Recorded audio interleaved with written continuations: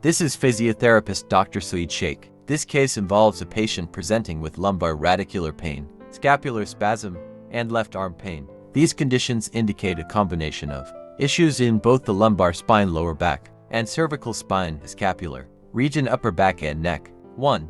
Lumbar radicular pain.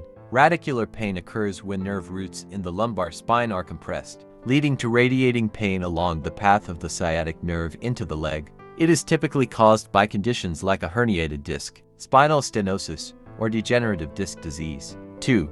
Scapular spasm. A scapular spasm is a sudden, involuntary contraction of the muscles around the scapula shoulder blade, often caused by overuse, poor posture, or stress. It can result in local pain, stiffness, and difficulty moving the arm or shoulder. 3. Left arm pain. Left arm pain is likely a referred symptom from cervical radiculopathy, compression or irritation of cervical nerve roots, or scapular dysfunction. It may also involve numbness, tingling, or weakness due to nerve involvement. Symptoms: lumbar radicular pain. Pain radiates from the lower back to one or both legs. Tingling, numbness, or burning sensation in the leg or foot.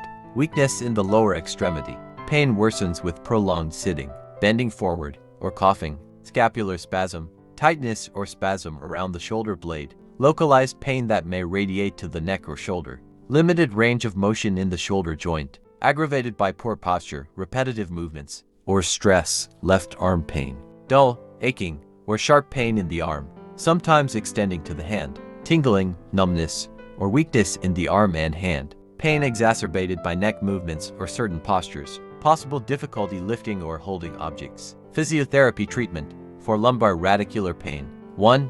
Pain relief. Use TENS or ultrasound therapy for pain modulation. Apply heat to relax muscles or cold packs to reduce inflammation. 2. Stretching. Perform hamstring stretches and piriformis stretches to reduce sciatic nerve tension. 3. Strengthening.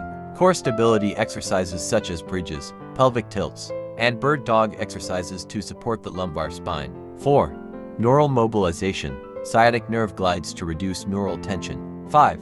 Posture education. Teach proper sitting and standing techniques to minimize lumbar strain. For scapular spasm: 1.